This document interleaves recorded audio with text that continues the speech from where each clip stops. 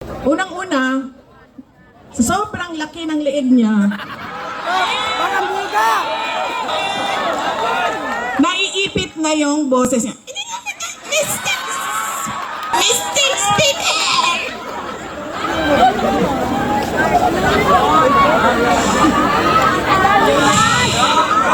Pangalawa, sabi ko dapat magaling, di ba? Yung congressman na pinili ninyo, simba ko ng mga taga second district sa Kuan. Uy! Ay, wala ka ba eh? Tara, puntahan natin sa tennis court! Inakusahan niya ako ng lahat. Inakusahan niya ako ng lahat na, pero wala man lang siyang isang ebidensya na sinabi na ito ang nagpapatotoo na buisit talaga yung babaeng Inday Sara na yan. Wala. Kaya pag bumili kayo ng muka ng distrito ninyo, saan na yung congressman ninyo?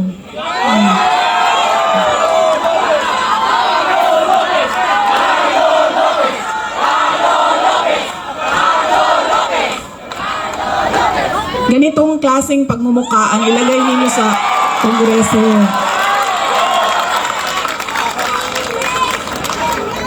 At ganitong klaseng kapasidad. Hindi ko alam, ano bang nangyari noong 2022 at yan ang binoto ninyo? Ikwento nyo nga sa akin. Ikwento nyo sa akin.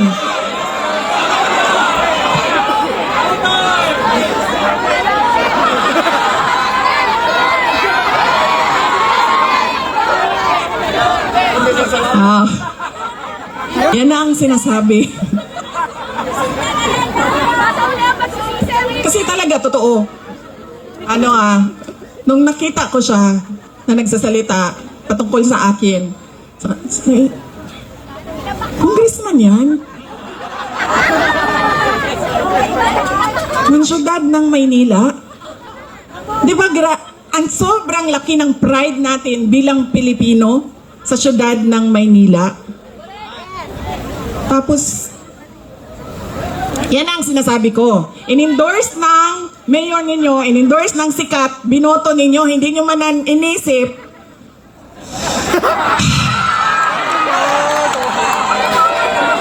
Yan. Yan ang sinasabi ko sa inyo. Kasi, ang ugali natin, in-endorse ng sikat, sikat ang apelido, kinabuto ko na ito. Sumayaw, kumanta, napatawa ako. Bahala na yung pangako mo. Hindi natutupad. Okay ka na.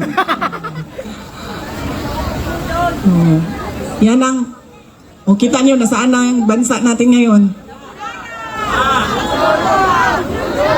Nasa kangkungan na tayo. Ay, sorry. In-endorse ko din pala si BBM. Humingi-hingi ako ng patawad.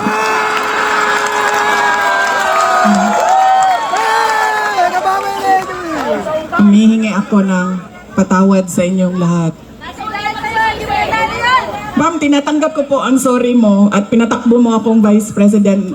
Okay lang, ma'am.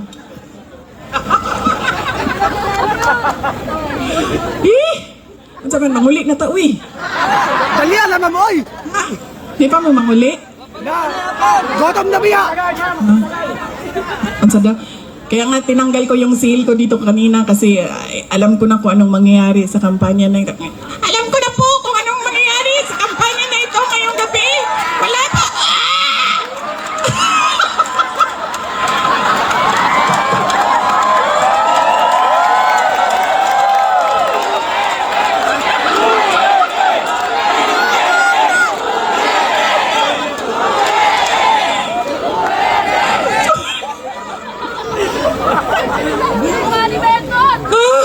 Ay.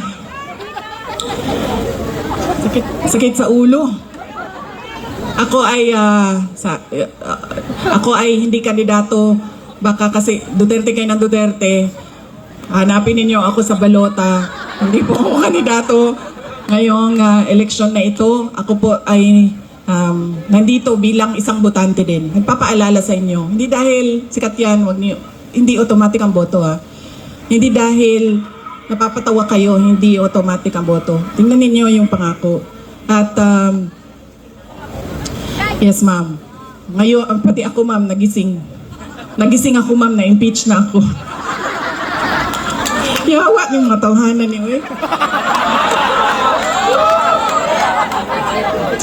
Asira ng ano, Palitan mo na sa BBM! ma'am. Brother Mimi, maganda ka ba? Ano pa? Ano ba ang pag-usapan natin? Anong tanong ninyo? May tanong kayo? Ano daw? Ay, ano sir, makukulong tayo niyan. Yung paalisin, palayasin, patalsikin, paalisin. Ano pa? Anong tanong ninyo? Tatakbo ka pa sa 2028! Ay, paano maka-uwi si President Duterte? Kidnapin din natin doon, ma'am.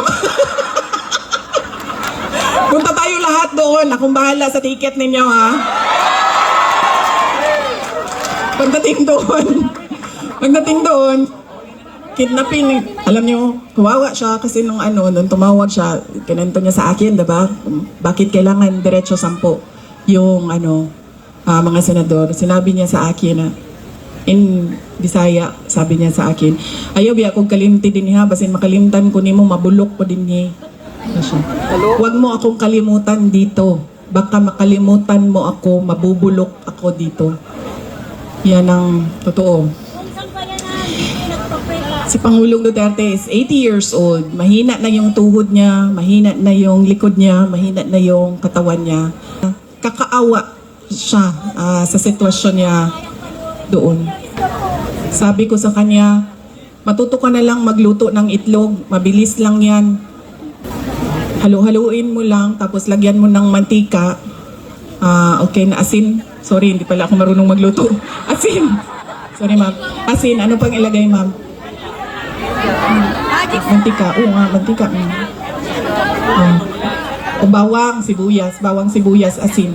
Mantika. Sabi niya sa akin, pinapaluto mo ako ng itlog, hindi nga ako marunong magpakulo ng tubig. Kaya, paano natin siya maibalik, ma'am? Ituloy lang natin yung kanyang nasimulan na pagbabago. Kapatid niya ang presidente ng Pilipinas. Ang problema nito, ma'am, nagsabi na ang kapatid niya na hindi daw niya kapatid ito, ma'am. Itinakwil na po ito ng kapatid niya, ma'am. Nakakaawa din. Madami ang nakakaawa ngayong panahon na ito. Hindi lang si President Duterte, hindi lang si Senator Amy Marcos, mga tao na nagugutom, mga tao na biktima ng kriminalidad, mga tao na walang oportunidad sa trabaho. Alam niyo ba kung gaano kadami ang ating mga kababayan na nagpupumilit pumunta sa abroad para magtrabaho?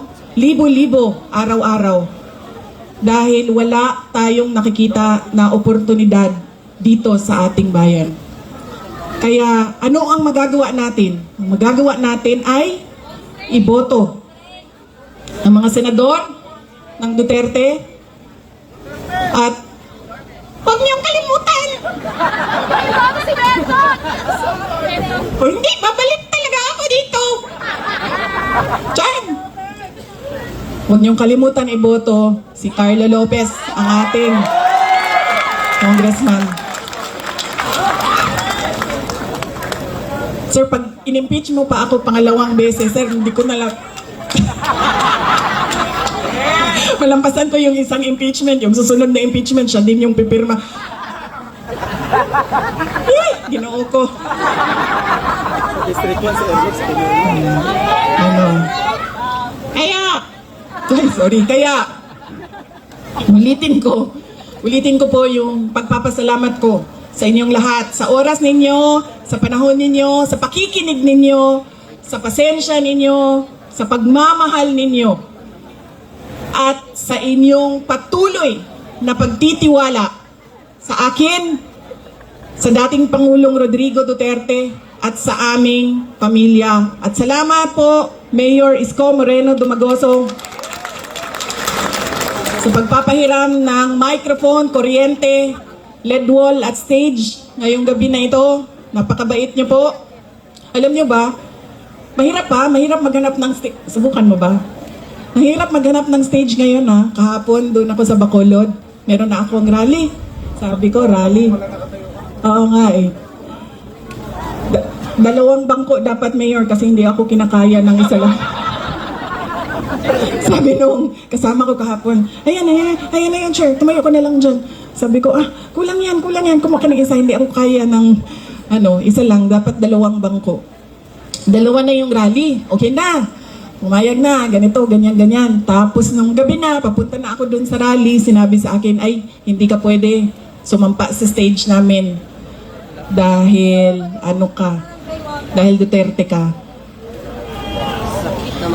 Mahirap talaga maghanap ng stage ngayon.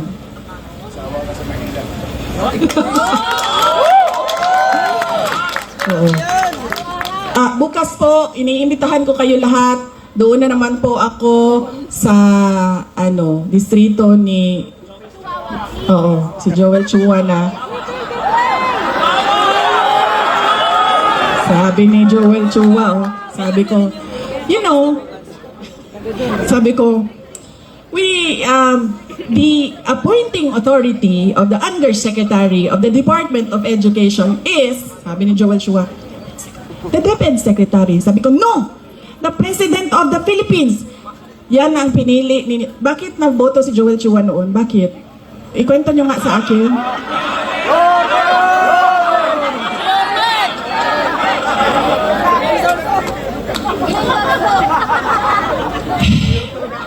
Saan kayo nakahanap ng abogado na hindi niya alam kung sino ang nag-a-appoint ng undersecretary ng isang departamento? Dito sa Maynila, mahanap niyo yan, si Joel Chua, doon sa distrito niya. Yan ang sinasabi ko. Dahil inendorso ng sikat at magaling na mayor, hindi niyo na inisip, tama ba na iboto ko itong tao na ito? Mukha yan ng distrito ninyo. Yan ang magsasalita para sa inyong lahat. Kaya siguraduhin ninyo maganda ang boses, may nalalaman, at may sinasabi ang inyong mga kandidato at mga leader. Dahil yan ay muna inyong garbo dinhi sa inyong distrito. Yan ang pride ng inyong distrito, ng inyong syudad.